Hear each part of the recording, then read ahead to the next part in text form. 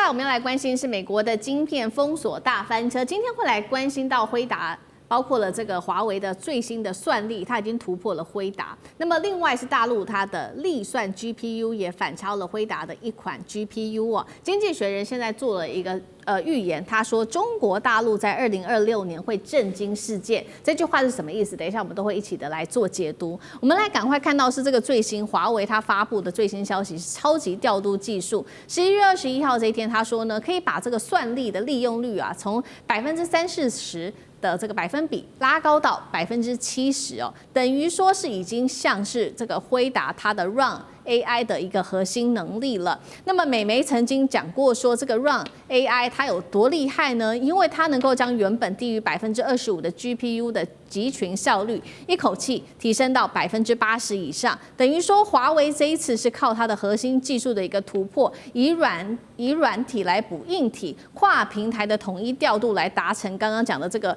利用率提升到70%哦。那麼也把這個輝達、昇騰跟其他 GPU 給統一資源，做了一個比較共同的一個管理，等於是三方算力的調度管理哦。那麼也做了一個 GPU 的作戰指揮部。節目一開始，請教楊老師怎麼看這個算力調度革命來自於華為的技術？等於可以跟輝達分庭抗禮了嗎？其實我們過去看，就是美國對中國大陸的科技管制、科技打壓，從半導體的就先進製程、前沿製程的技術，然後呢，晶片的出口，到後來 AI 晶片的整個管制，尤其是 NVIDIA 在許多的這種就是不斷的提供所謂的中國特供的這個 GPU， 那最後呢 H20 那還是鎩羽而歸，因為中國大陸這邊也不喜歡用啊，至少政府不喜歡用。那美國這邊呢，其實也對於新的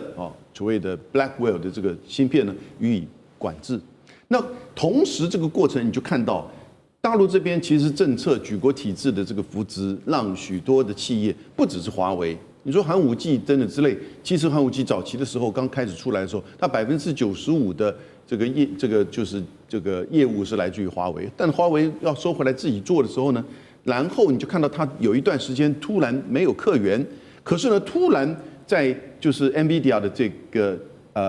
AI 晶片上面的這個管制的時候呢，大陸就選擇讓這些產業發展。華為一方面是在硬體，另外一方面是在軟體。硬體你就看到它不斷的這個疊加，在最有名的就是當那個時候雷蒙多到中國大陸訪問的時候，Mate 60就出來，也就是用7奈米的技術做到5奈米的效果。当時呢，那現在更提升，這是第一個硬體。那第二個呢，就是軟體，用軟體的方式，我一塊的這個硬體，我就可以用軟體去提升它的算力，我達到更高的這個效能。因此呢，從硬體、軟體這個雙管齊下的這個方式達到不只是效能的提升也及算力的這個提升。因此你就看到這個雖然它目前還是在做這個關鍵性的突破，我們看到最近不管是在深圳的那個展覽會當中像是新凱來的一些設備，可是呢這些還有一段時間。可是它現在應對它自己本身的市場，從硬體加上軟體，所以我們看到這個所謂的算力調度革命呢，這就是從軟體方面去改善、去提升這個算力，然後同時跟硬體的配合，來達成它產品的效能。好，一方面是在 AI 算力上面的大幅提升，另外一方面的这个我们要来特別關心的是另外一間科技公司，它叫國產的這個 GPU， 它現在這個力算科技有了一個全新的宣布，他說他旗下的 GPU 呢7G100的這一款性能已經逼近了，甚至是超越局部的 NVIDIA 的 RTX 4060，接近5060等級了。委員怎麼看這一款的性能厲害在哪裡？代表說現在看起來大陸已經有能力來國產替代輝達的這個5060等級的 GPU 嗎 ？GPU 有3個檔次哈，第一個檔次就是我們桌上型遊戲機在用的，那這一個檔次的 GPU 啦 ，NVIDIA 大概佔了90%，佔了90%，剩下是 AMD。那第二個檔次是工作 workstation 工作站用的，那輝達也佔了將近80-90%的一個檔次。那最後是 AI 啊 ，AI 呢就是輝達獨佔，但是現在中國大陸不買它的 AI 的 GPU 了哈，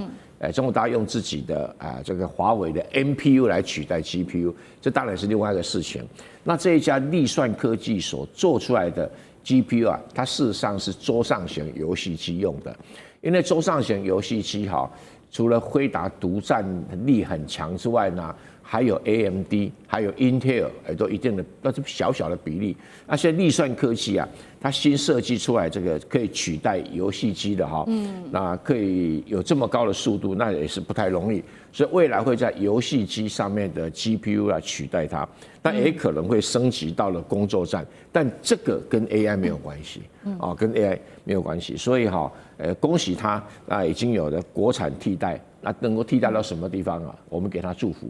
好，那另外一方面，我們要來看，如果是來看整體哦，因為《經濟學人》給了大陸的這個晶片產業非常大的評價哦，他認為說呢，2026年中國的晶片產業會震驚全世界，到底怎麼一回事？等一下我們持續來看，先來看到幾個比較大、比較驚人的數據，來自於這個 AI 的晶片市場。我們先來看到，包括了華為、寒武紀，現在預估統計已經拿下了40%在中國的 AI 晶片市場。那麼現在中國的晶片產能是全球第一，如果以全球占比來看，幅度超過2成。來自於美國科技媒體，這個是 Wild 的創辦人也罵說，你美國啊，總統川普的禁運根本就是愚蠢，逼中國自主化。而且他們這邊也特別提到了，大陸擁有非常廉價的能源電力，算力成本更是全球第一。中國會在哪些領域接下來可以反超美國？2026來自於經濟學人的預言又有什麼樣可以值得期待的事情？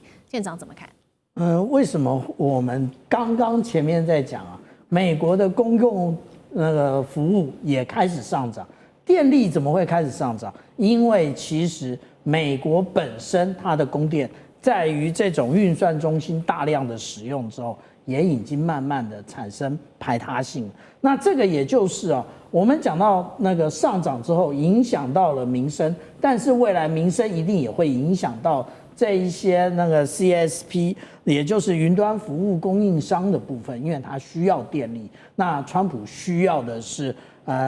這一些大企業的斗內啊，所以結果就是這樣。那我們看看中國大陸為什麼沒有這個問題？這也就是我們一直在看啊，中國大陸在電力方面提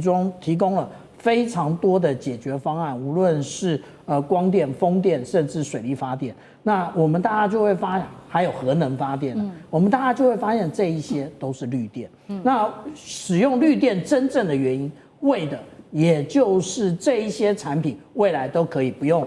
或者是降低它的碳足跡的費用啊。那為什麼現在那個經濟學人會有這樣的一個評估呢？其實這不怪別人，就怪於美國對中國大陸小院高牆進行科技戰、進行貿易戰，就是這個結果。還記得我不斷的在這個節目裡頭拿出 Sony 跟 NEC 的這個主管，他在2022年的時候就提出那個建議，說千萬不要把這個中國大陸的有關於晶片的部分卡脖子卡到斷啊！為什麼？因為中國大陸會自己發展。美國是不認知中國大陸這種舉國體制到底是怎麼樣進步。他們一直認為企業的競爭就是企業對企業，可是他們認為這樣就可以打垮。但是我們從最新的圖表上，我們就會看到啊，其實除了這一些 NVIDIA 之外，或者 AMD 之外，接下來就是華為了。為什麼？因為其實中國大陸現在，剛剛那個永明老師特別講了，他也不希望你使用這一些那個 NVIDIA 的這些晶片。對，當他不鼓勵的時候，你等於是它的內部循環開始啟動，也就是我們剛剛講到，無論寒武紀啊，或者是華為這些，就大量的供應，雖然它的速度比起 AMD 或者是這一些 NVIDIA 最尖端的這一些晶片稍有落後，也就是黃仁勳講的奈米級的落後。但是他當初要提供給這一個中國大陸的這一些簡易版的，那華為寒武紀實際上是超過的。所以我們這樣講啊，現在內循環是如此，大家認為只有中美在對抗嗎？那不要忘了，有很多的想要進入這個領域的國家，他買不起 NVIDIA 的產品，對，他會不會採用那個，例如說我們看到華為的這些產品，然後進入了華為生態圈，這個才是未來生態圈進駐真正的最後鹿死誰手。其實我們看到這個經濟學人已經提出了一些警示。